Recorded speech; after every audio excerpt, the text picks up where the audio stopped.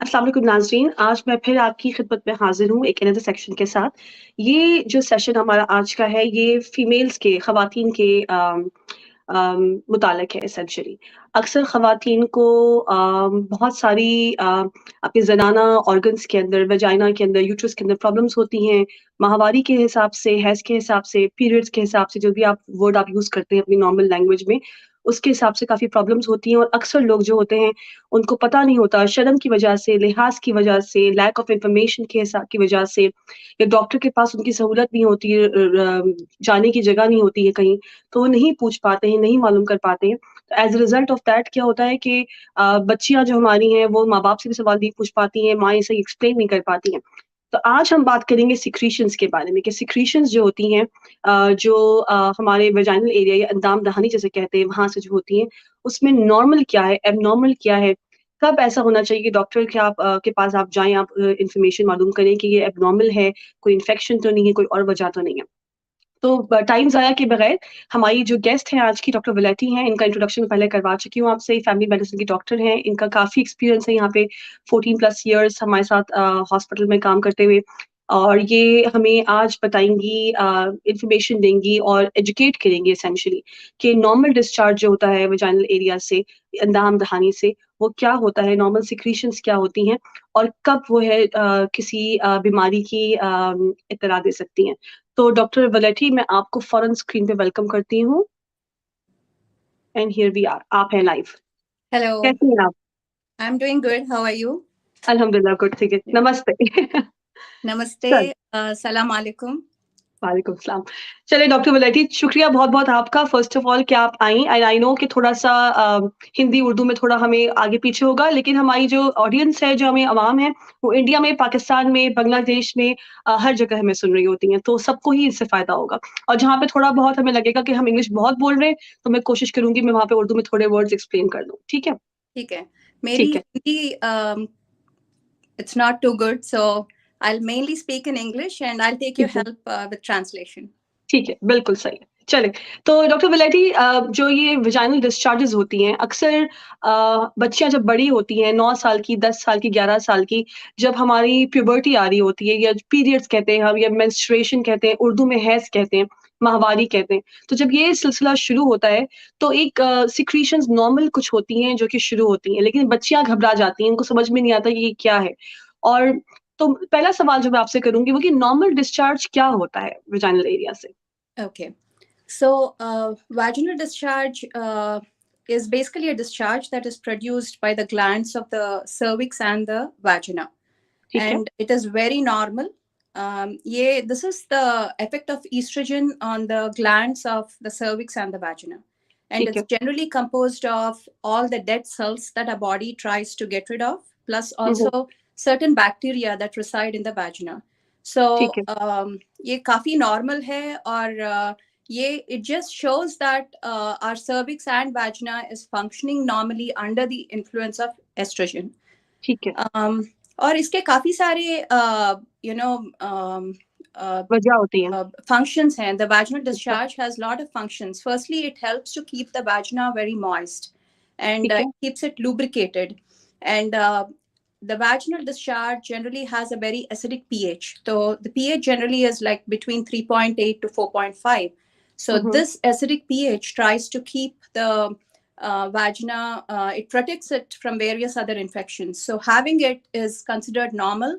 And ठीक है, of course, the amount of the discharge, the color, the texture, the odor, it varies. It depends on the person's age. It depends upon the day of the menstrual cycle they are hmm, in. Hmm, Like hmm, plus, it depends upon sexual arousal.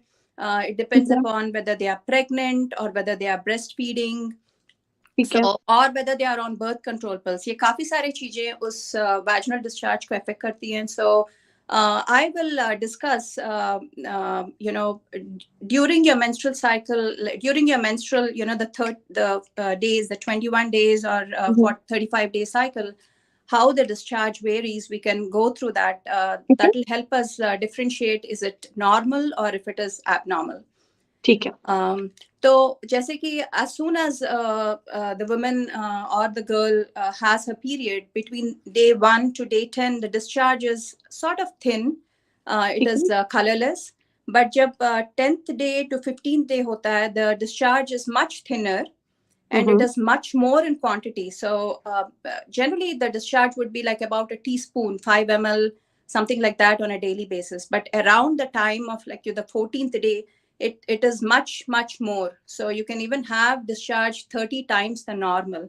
This is because GA jo discharge hota hai between the 10th to 15th day is very fertile. It helps for the sperms to move up into the uterus. So in order for that, it's a normal physiology of our body to increase the amount of discharge and to make it much thinner. And also it helps, many women use this to track ovulation. इससे उन लोगों को पता चलता है कि are they ovulating or are they not ovulating. So that's between the 10th to 15th day. And तो यहाँ पे मैं हल्का सा आपको यहाँ पे पॉज करके फिर मैं ताकि मैं कीप अप कर सकूँ ट्रांसलेशन में भी. तो जैसे कि आपने शुरू में किया कि बच्चियां होती हैं, खवातीन होती हैं, औरतें होती हैं, इनका डिस्चार्ज जो होता है, सिक्रीशन जो आती है, रतूबियत जिसे कहते हैं उर्दू में, वो वेजाइनल एरिया से, अंदान भाई से बहुत नॉर्मल है, बहुत कॉमन है, हर एक बच्चे को, हर लड़की को, हर औरत को होता है. लेकिन उसकी उम्र के हिसाब से अगर वो प्रेग्नेंट है, अगर वो बच्चे को दूध पिला रही है, ब्रेस्ट फीडिंग कर रही है, या अगर वो पीरियड के जो साइकिल होता है उसका, माहवारी का साइकिल जो होता है, उसके हिसाब से वो डिस्चार्ज जो है, नॉर्मल डिस्चार्ज भी अपनी शक्ल, अपनी फीचर्स, अपनी कंसिस्टेंसी जो उसका, चाहे वो कितना पतला है या कितना गाढ़ा है, ये उस पर डिपेंड करता है उसकी साइकिल के हिसाब से. और जब माहवारी शुरू होती है, तो जो पहला दिन होता है आपके मेंस्ट्रुअल साइकिल का पूरा, उसके अंदर सिक्रीशंस थोड़ी कम होती हैं, लेकिन जैसे जैसे आपके 14 दिन करीब होते हैं और आपकी ओवरीज के अंदर जब एग बनना शुरू होता है एसेंशली, तो उस एरिया, उस टाइम पे आपकी बॉडी खुद, नेचर ने, खुदा ने आपको ऐसे कर दिया है कि आपकी सिक्रीशन जो है बहुत पतली हो जाती हैं, ताकि अगर आपको प्रेग्नेंट होना हो तो उसमें सहूलत होती है उसकी वजह से. राइट? यस. ठीक है. उसके बाद फिर क्या होता है? So from the 15th day till you start the next cycle, the discharge becomes much thicker. It just because it's infertile, it looks more thicker and creamier, and that is again very normal. ठीक है. ठीक है. ठीक है. तो मतलब ये कि जो शुरू में पतला पतला होता है, हल्का होता है, प्रेगनेंसी में हेल्प करने के लिए होता है, और खवातीन खुद ट्रैक कर सकती हैं कि उनका सिक्रीशन कितने पतले हैं. लेकिन उसके बाद जो है, जब वो अगर सपोज करें कोई औरत प्रेग्नेंट नहीं हुई है या ऐसा कोई ताल्लुक नहीं हुआ है जिसके से प्रेगनेंसी हो सके, तो फिर जब बॉडी का वो प्रोसेस खत्म हो जाता है, तो वो डिस्चार्ज खुद जो है अपनी शक्ल बदल देता है. अब वो थिक हो सकता है, क्रीमी, और थोड़ा और गाढ़ा लगेगा. तो जैसे समझ लें बलगम की जो कंसिस्टेंसी हमारी थी, जो हमारे थूक की कंसिस्टेंसी जब बलगम में बन जाती है, तो उसकी सिक्रीशंस वैसे चिपकी चिपकी सी वो होनी शुरू हो जाती हैं, और वो towards the end of the cycle हो रहा होता है. यस. ठीक है. तो काफी बार नोटिस करते हैं कि जैसे the woman's underwear turns whitish or looks bleached in color, and that's also quite normal because the vaginal discharge is very acidic, and it's that acidic vaginal discharge which basically changes the color of the underwear. So people don't have to panic for that reason as well. But few to remember are vaginal discharge when is not associated with weakness. So when you're complaining that I have a lot of discharge, but I'm feeling extremely weak, you need to go and see the doctor because that's not considered normal. Similarly, काफी सारे औरत complain करते हैं कि हमको severe back pain हो रहा है discharge के साथ, and that is also not normal. And there could be some other reasons causing the back pain. So it's important that you go and speak to your doctor about it. ठीक है. सही है. तो again discharge जो है वो normal होना सही है, लेकिन अगर डिस्चार्ज के साथ कोई और सिम्टम्स, कोई अलामत हो, वीकनेस हो रही है, थकन हो रही है, ब्लीडिंग अगर हो रही है, या साथ में आपको कमर में दर्द हो रहा है, तो ये सब एबनॉर्मल साइंस है. तब आपको डॉक्टर से मशवरा लेना चाहिए कि मसला क्या हुआ है. ठीक है. अच्छा, एक वर्ड, एक कॉमन, मुझे याद है बचपन में भी सुनती भी आई थी, कॉमन सा वर्ड है, लुकोरिया के नाम से कहलाता था, कि अगर जब बच्चियां खासतौर पर जब इस एज में होती हैं, 12 साल से 15 साल से 18 साल की एज में, तो अक्सर जब उनको बहुत ज्यादा डिस्चार्ज होता था, तो आई नो माई आम तौर पर एक लफ्ज समझ गए, लुकोरिया हो रहा है. लुकोरिया क्या होता है? So leuco means white, and ria is the discharge. So leukorrhea means white discharge, and having white discharge is very normal, just like we discussed now.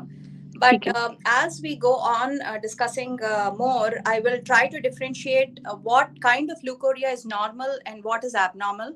But leukorrhea is the normal, it's normal vaginal discharge. We don't have to worry about that.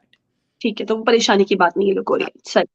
अच्छा, तो चलिए normal discharge के बारे में हमने ये हिसाब लगा लिया कि ये इसकी कंसिस्टेंसी जो है उम्र के साथ बदलती है और प्रेगनेंसी के साइकिल में या आपके मेंस्ट्रुअल साइकिल के हिसाब से बदलती है। जैसे-जैसे खवातीन बड़ी हो जाती हैं और उनकी एक एज हो जाती है जब ये प्रेग्नेंट पीरियड्स खत्म होने वाले होते हैं, मेनोपॉज़ जिसे हम कहते हैं या हैज़ माहवारी बंद होने वाली होती है, नॉर्मली 50-55 साल की उम्र के अराउंड जो होता है, तो क्या उस वक़्त डिस्चार्ज चेंज होता है या उस वक़्त डिस्चार्ज इस तरह का ही रहता है? जैसे कि मैंने पहले कहा था, ईस्ट्रोजन के इन्फ्लुएंस की वजह से सर्विक्स और वाजिना secretions, you have secretion secondary to the influence of estrogen. But as and when the woman is getting into the menopausal age group, the effect of estrogen is reduced because estrogen is produced less in the body. इस वजह से the glands are not so active, so the discharge becomes thinner, but it is much less. And people feel the area is extremely dry, and it makes it hard. Intercourse is sort of painful. There's a sensation of dryness and discomfort in that area, and this is also normal.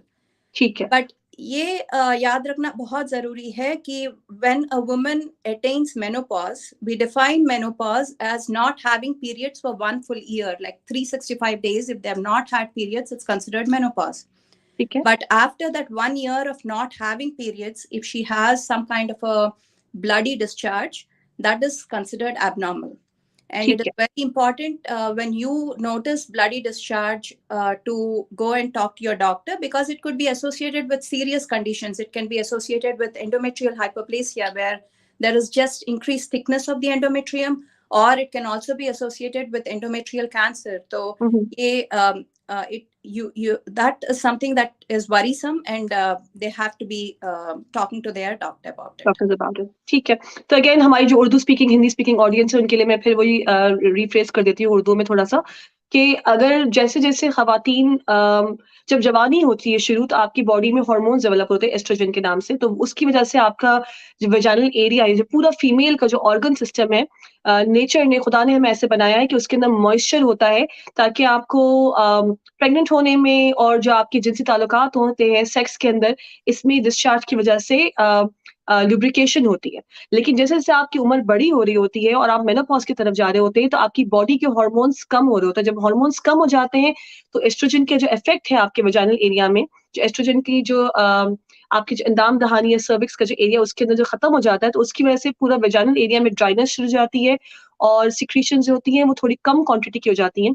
As a result आपको अगर आपको कोई ताल्लुकात हैं, जिनसे ताल्लुकात हैं, sex आप करें, तो उस वक़्त आपका तकलीफ होगी, हो सकता है हल्की-फुल्की ब्लीडिंग भी हो, लेकिन वो चीज़ और ड्राइनेस होगी। लेकिन अगर आपको मेनोपॉज़ एक बार हो चुका है, और मेनोपॉज़ का मतलब ये है कि आपकी पीरियड कंप्लीटली आपको हैज़ रुक चुका है पूरे 1 साल के लिए। उसके बाद अगर आपको कोई डिस्चार्ज हो, चाहे खून हो या डिस्चार्ज वाला खून हो, तो फिर डॉक्टर के पास जाना बहुत ज़रूरी है, मालूम करने के लिए कि कोई और खतरे की बात तो नहीं है, मिसाल के तौर पे कैंसर की बात तो नहीं है। और हम अभी अगले कुछ हफ्तों में हम डिस्कशन करेंगे कि नॉर्मल ब्लीडिंग क्या होती है, एब्नॉर्मल ब्लीडिंग क्या होती है, उसके अंदर फिर हम ये सारा सेगमेंट भी कवर कर सकते हैं। तो आज का फोकस पे डिस्चार्ज पे रखते हैं, ठीक है। तो चलिए हमने ये डिस्कस किया कि नॉर्मल डिस्चार्ज जो होता है जवानी में और टुवर्ड्स द एंड ऑफ, बुढ़ापा तो नहीं कहूंगी, 50 साल की और बूढ़ी तो नहीं होती, लेकिन मिडिल एज के आगे जो डिस्चार्ज होता है उसका क्या इफेक्ट होता है। लेकिन अगर हम इसमें बात करें कि एबनॉर्मलिटी क्या होती है, जैसे आपने कहा, आप बताएंगे कि साइकिल्स ल्यूकोरिया के क्या क्या कलर्स होते हैं, कब नॉर्मल है कब एबनॉर्मल, तो आप उसी के बारे में एलैबोरेट करना शुरू करें। तो before we go on to that doctor Nafsi, मैं थोड़े से ऐसे I want to discuss the do's and don'ts of what younger girls and women of younger age should be doing and should not be doing. ठीक है, तो सबसे important ये चीज है कि try to clean the exterior, like the vulva, जो बाहर का उसे clean कीजिए, but not the inside, not the vagina.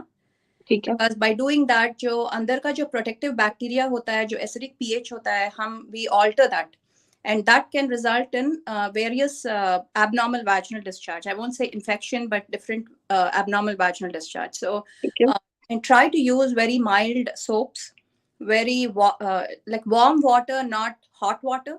It's not good. So second thing is stick to cleaning like probably once a day, not more than that. Repeated cleaning strips the area of its protective bacteria, so stay away from that.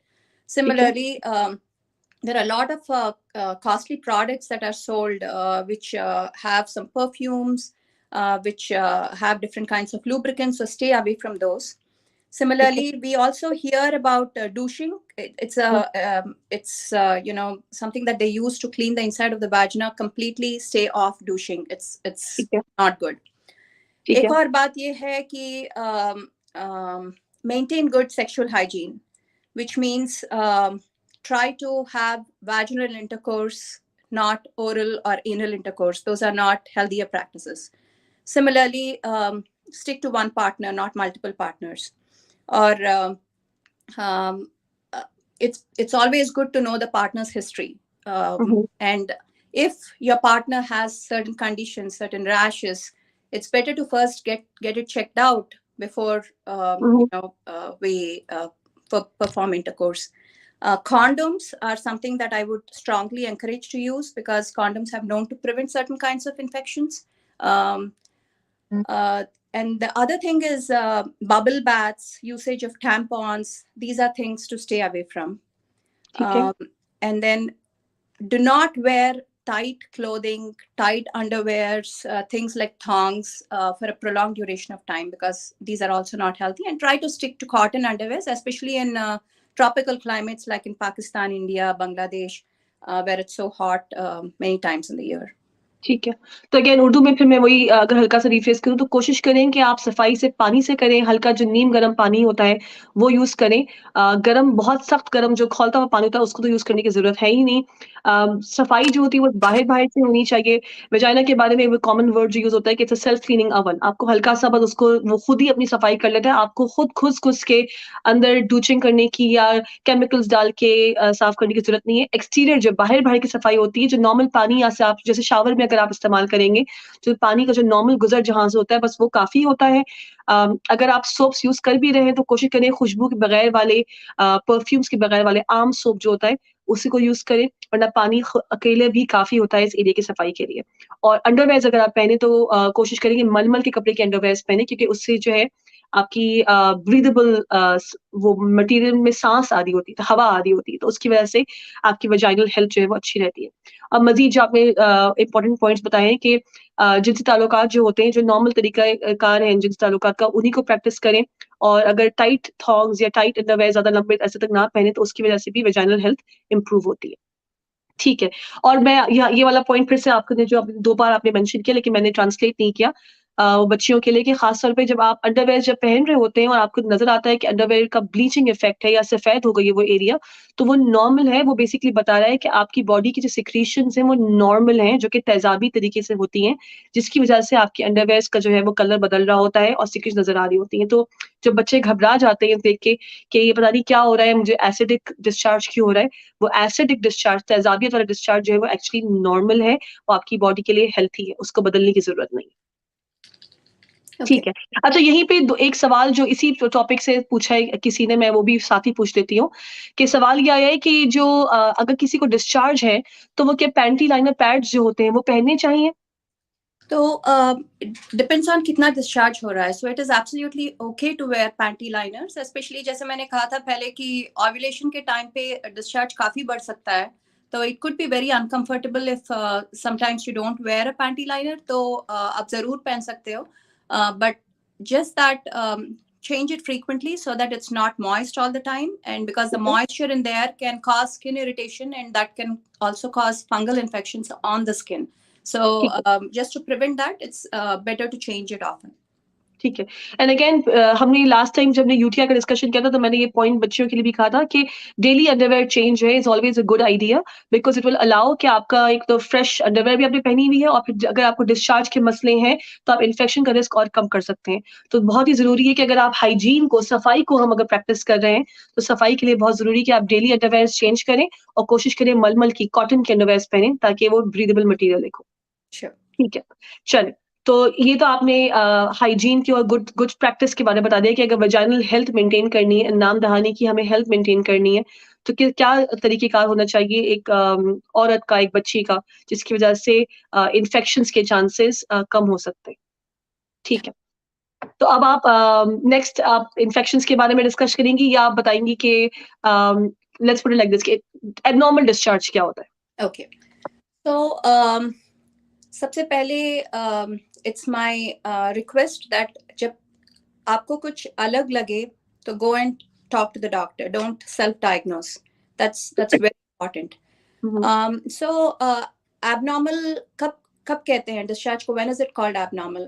When it is associated with some pain, when it's associated with some itching, foul-smelling discharge, or if it's associated with some rashes or blisters down there, or if the discharge is bloody, especially in between your cycles, and even after intercourse, having a bloody discharge is not normal.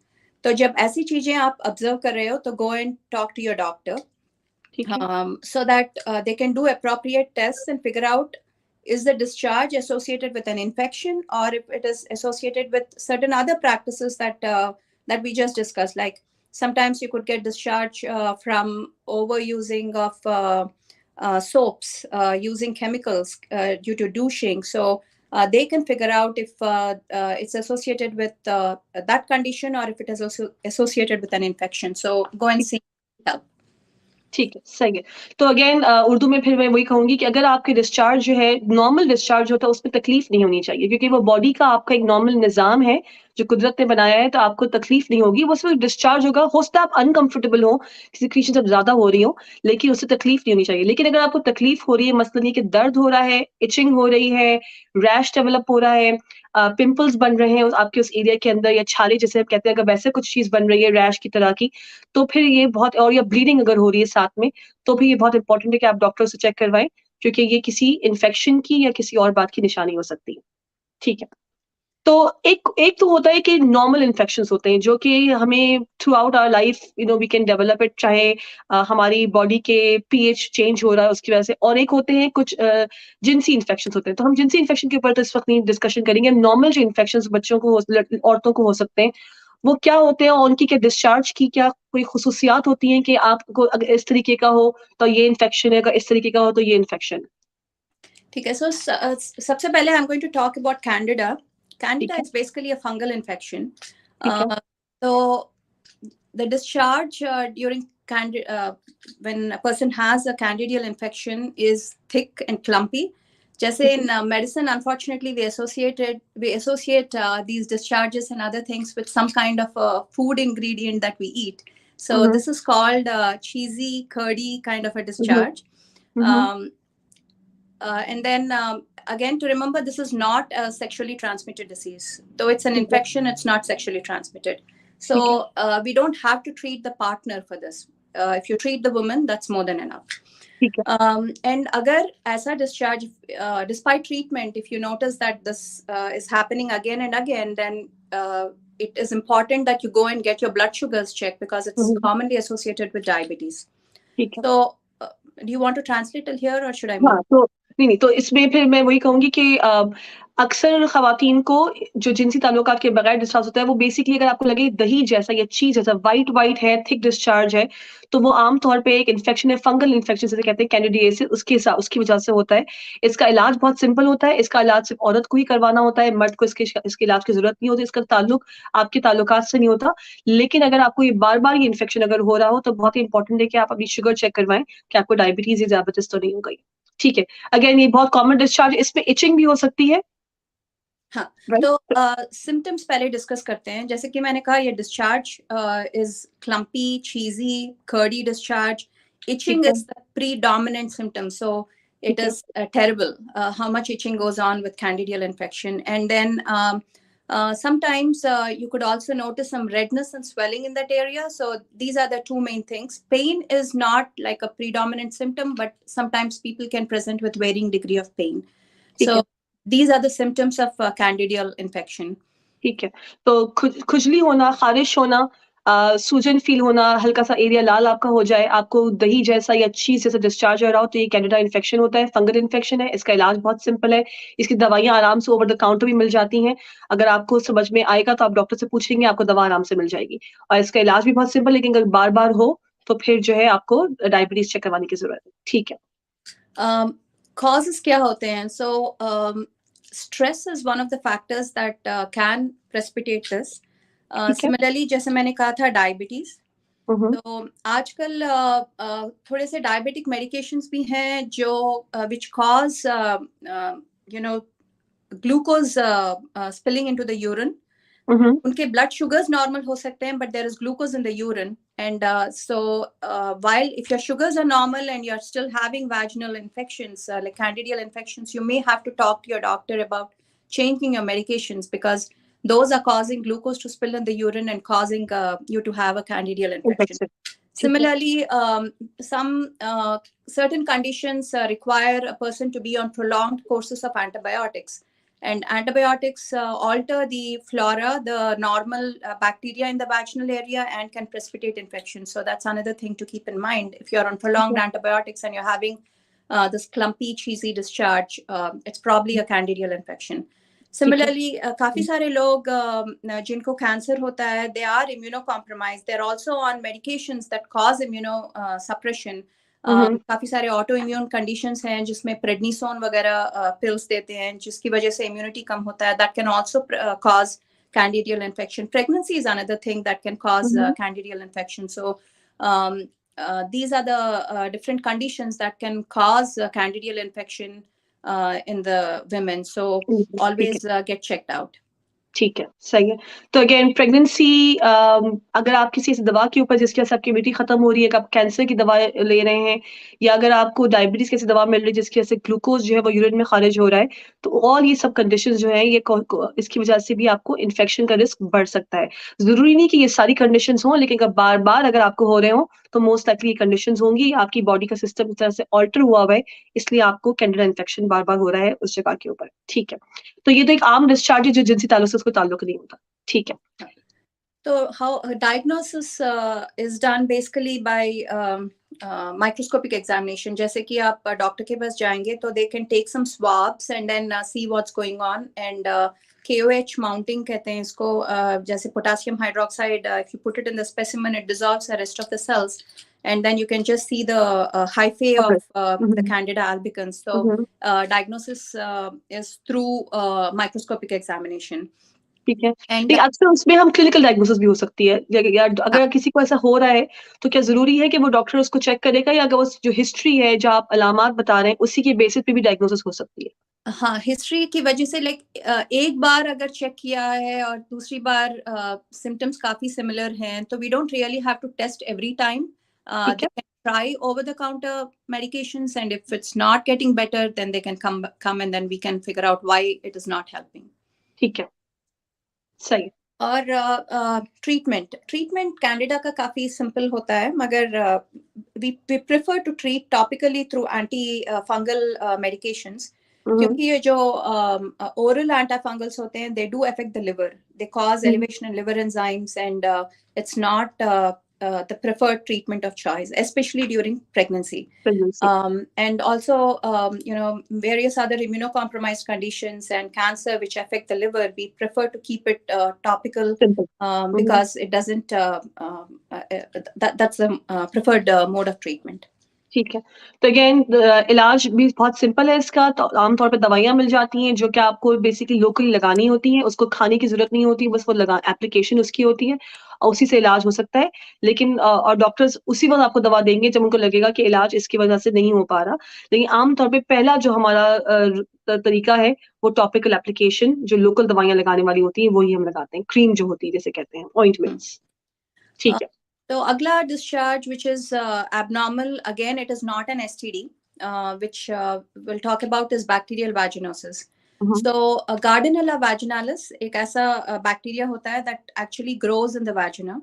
जब इसका overgrowth हो जाए, that is when person develops Gardnerella vaginalis. Again, it's not an STD, and so no treatment of partners is not needed. ठीक है. Causes क्या होते हैं? Smoking is one of the foremost reasons why people could develop bacterial vaginosis, and बाकी हमने पहले discuss किए थे, using chemicals to clean, douching, and while this is not an STD, but there is some evidence that women who start intercourse at a much younger age and who also have multiple partners, it affects the pH in that area, and they develop frequent bacterial vaginosis. ठीक है. Okay. ठीक है. तो symptoms क्या होती हैं इसके? Again, irritation, not as bad as candida, but फिर भी irritation is one of the symptoms. The main thing is a fishy smelling odor, fishy smelling discharge, which is sort of grayish white in color, is one of the main symptoms, is the fishy smelling discharge. So that's the main cause for presentation to the doctor, and some minimal pain can also be noticed with it. So should I move on?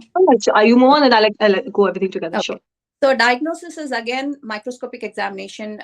There's something called as wet prep or wet mount that we do, where we get swabs and then we look for clue cells. Clue cells are the cells where the normal vaginal cells, there is some the bacteria attached to those cells. Those are the clue cells. That is diagnostic of bacterial vaginosis. And the other thing that is noticed is that the pH of the vagina becomes a little more less acidic. It's much more than 4.5. So those are the ways we can actually diagnose bacterial vaginosis. But since it's not an STD and it's basically just a discharge, why is it that we need to treat this condition? Treatment is very, very important, especially in pregnancy, because it causes premature rupture of membranes and preterm labor. So the women can lose the fetus due to this condition. So therefore, it's better to get tested and treated for it. ठीक है. तो again दूसरा infection जिसको हम bacterial vaginosis कहते हैं, इसका मेरे उर्दू नाम कुछ मिल नहीं पाया था, लेकिन सिंपल तरीके में ये कहूंगी कि जो दूसरा डिस्चार्ज है जो कि खवातीन को आमतौर पे हो सकता है, इसका ताल्लुक अगेन जिनसी ताल्लुकात से नहीं है. ऐसे कहते हैं बैक्टीरियल वेजिनोसिस एक बैक्टीरिया है जिसकी वजह से ये होता है.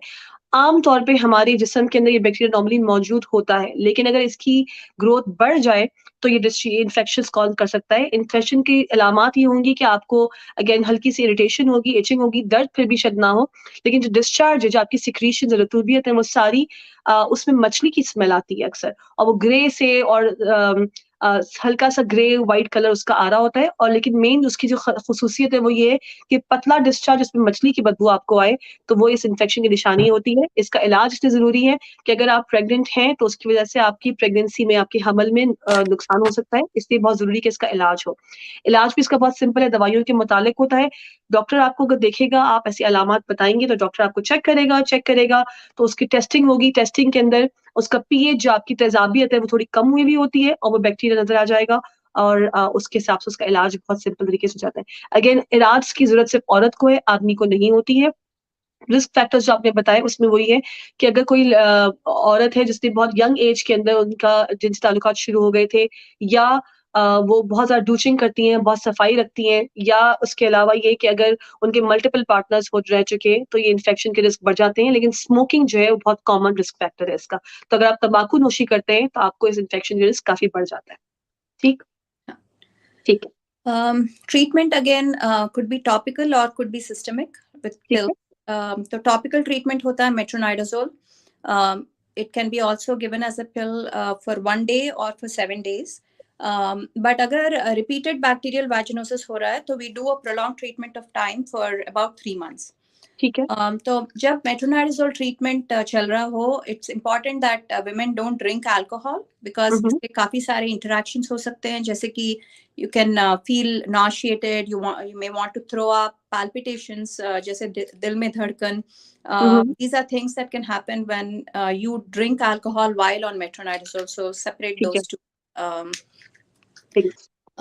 So the next condition that we can talk about is an STD. So both the female as well as all her partners have to be treated simultaneously. This condition is called Trichomonas vaginalis. It is basically a protozoan. So the issue with Trichomonas is many times this infection is silent.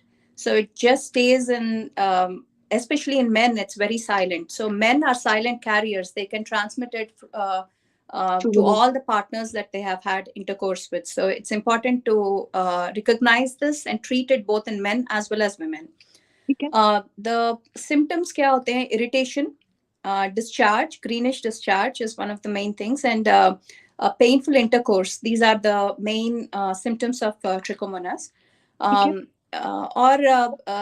For say diagnosis is the same thing, just like for the other infections, we do a wet prep and we look for motile flagellated organisms on the microscope, and that is basically the way to diagnose. But it's also important that when a person has been diagnosed with trichomonas, that we are checking for other STDs like chlamydia, gonorrhea, because trichomonas diagnosis itself indicates that they have indulged in high-risk sexual practices. So better to test for all the STDs and get treated for them until the treatment is done, to not involve in any kind of sexual activity.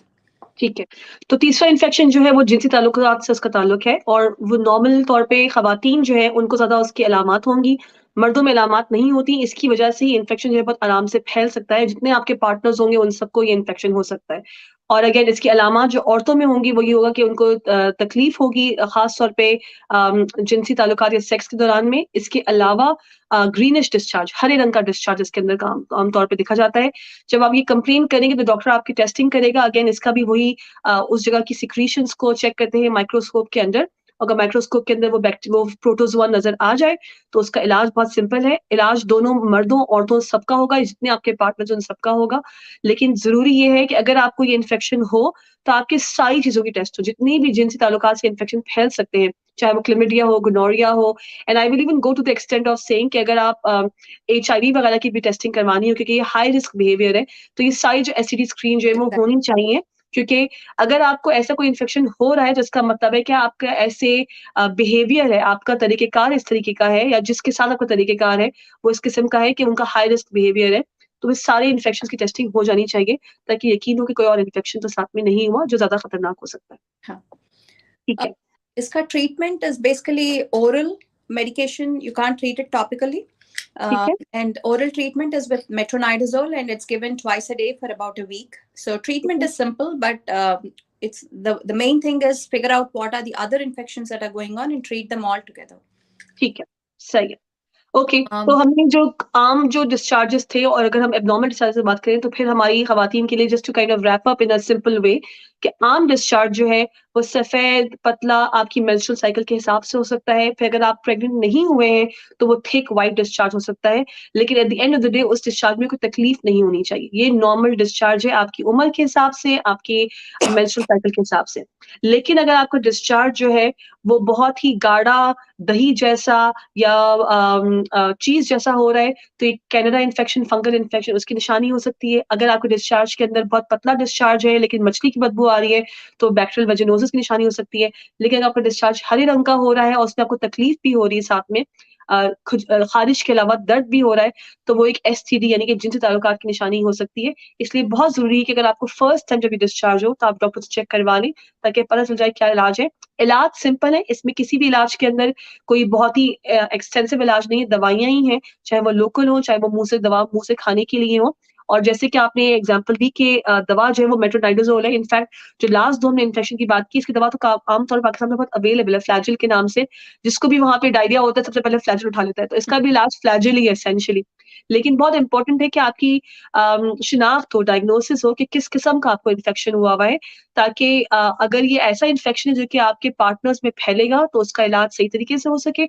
अगर ये ऐसा infection जो आपकी practice की वजह से आपको हो रहा है, तो आपको अगर डायग्नोसिस हो जाएगी तो आप खुद अपनी प्रैक्टिस चेंज करेंगे। और इम्पोर्टेंट चीज ये है कि सफाई नॉर्मल रखनी है, एक्स्ट्रा ओवरडू नहीं करनी है। करेक्ट? ठीक है। डिस्चार्जेस के बारे में और कोई इंपॉर्टेंट बात हमें, आई नो हमने अंडरवेयर्स के बच्चों के बारे में खासतौर पे बोल दिया, क्योंकि अक्सर जैसे मैंने अपने पिछले टॉक में भी कहा था कि अक्सर माएँ जो होती हैं अपनी बेटियों को सही एडवाइस नहीं कर पाती, या तो उनको खुद नहीं पता होता या शर्म होती है इतनी कि इस मौजू के ऊपर हम बात नहीं कर पाते अपने बच्चियों से। तो इम्पोर्टेंट चीज जो हमारी यंग बच्चियों के लिए वो यही है कि सफाई का ख्याल बहुत रखना है। कोशिश करना है पानी से सफाई करें, बहुत डीप सफाई ना करें, लाइट सोप्स यूज करें। फ्रेग्रेंटेड सोप, ये जो खुशबूदार सोप होते हैं, इनकी कोई जरूरत नहीं है। अंडरवेयर जो है वो मलमल की होनी चाहिए, और कोशिश करें अंडरवेयर को डेली चेंज करें। कोशिश करें कि बहुत टाइट थॉन्ग्स या बहुत टाइट अंडरवेयर बहुत लंबे अरसे तक ना पहने। स्पेशली सिल्क की अंडरवेयर जो होती हैं उसको भी डेली उसके लिए ज़रूरत नहीं है, या प्रोलॉन्ग वेयर की ज़रूरत नहीं है। और जिन ख़वातीन ने पूछा था कि क्या अगर आपका डिस्चार्ज नॉर्मल अगर बहुत ज़्यादा हो तो लाइनर्स पहन सकते हैं, तो अगेन लाइनर्स पहन सकते हैं, लेकिन कोशिश करें लाइनर्स को भी आप डेली चेंज करें, क्योंकि अगर लाइनर जो है वो अगर बहुत ही मॉइस्ट या गीला हो जाएगा तो इन्फेक्शन के रिस्क बढ़ जाएंगे। ठीक है हाँ। डॉक्टर वलेटी, और कुछ इस टॉपिक के ऊपर? कुछ और क्वेश्चंस हैं? आई कैन आंसर दोस। एक सवाल जो ये एनोनिमस यूजर का है वो ये है कि क्या खाना पीने से कोई फर्क पड़ता है, कि जिस तरह की जब खवातीन को नॉर्मल डिस्चार्ज हो रहा हो, अगर सपोज करें कि वो प्रेगनेंसी की कोशिश नहीं करी है, ऐसी कोई प्लानिंग नहीं है, तो क्या ये पॉसिबल है कि आप खानों में कुछ चीजें अवॉइड करें जिसकी वजह से आपका डिस्चार्ज जो है वो नॉर्मल, उसकी सिक्रीशंस कम हो जाए मतलब? तो ऐसा there is nothing in particular that either increases or decreases the discharge. Let your diet be wholesome with a good amount of vegetables, fruits, and meat if you're a meat eater. So उसके अलावा तो I don't think there is anything that increases the discharge or decreases it. ठीक है, तो खाने पीने का कोई ताल्लुक नहीं है इसके ऊपर, बस अपनी हाइजीन अच्छी रखें और सफाई अच्छी रखें और खाने पीने का ख्याल रखें। सब्जियां, फल, गोश्त जो भी आप खाते हैं, लेकिन अच्छी बैलेंस डाइट होनी चाहिए। हाँ। ठीक है, चले सही। शुक्रिया बहुत-बहुत आप आई, एंड ये लाइक ऐसा ये टॉपिक इस किस्म का था कि इस पे बात करते हुए झिझक भी बहुत सारे लोगों को हो रही थी, लेकिन आपने obviously even though language barrier के बावजूद भी आपने कहा कि आप कर लेंगी, व्हिच इज़ एक्सीलेंट, क्योंकि मैं काफ़ी स्ट्रगल कर रही थी कि मैं किस तरह से इस टॉपिक को डिस्कस करूँ और एड्रेस कर सकूँ। आपका बहुत-बहुत शुक्रिया। आई नो कुछ ऑडियंस हमें लाइव देख रहे हैं, लेकिन ये ब्रॉडकास्ट जो है एक बार जब अपलोड हो जाती है तो इसके फिर over the next 5 to 6 days to 10 days hopefully Pakistan, India में ज़्यादा व्यूअरशिप होगी। फिर मैं आपको अगर कोई क्वेश्चंस आएँगे तो मैं ज़रूर फॉरवर्ड करूँगी। Thank you. Thanks चलिए, for thank giving you me very the much. opportunity, Dr. No Napsi. No Take no care. Problem. Thank you very much. Bye-bye. Okay, अल्लाह हाफ़िज़।